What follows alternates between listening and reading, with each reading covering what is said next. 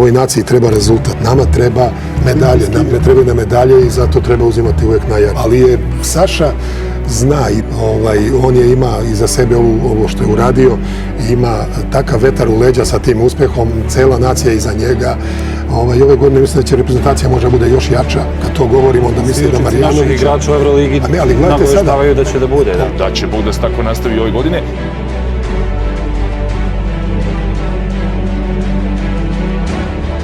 Teodosić je čovjek oko koga se vrti naša reprezentacija, to su sad svi videli u Španiji i to tako treba da bude i tako je bilo dobro, a ovi ostali su tu normalno i imaju svi svoje kvalitete i nikom ne treba zanemariti kvalitet, ni Bjelica koji odigrao fenomenalnu sezonu i Bogdanović i Kalinić, svi su odigrali dobro posle tog leta koji su povedali našu reprezentaciju. Da li to odgovara selektoru, to će biti veliko pitanje, ali njemu da ostavimo sve to.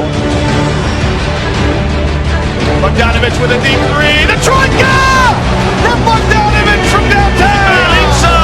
And Radulica with the dog!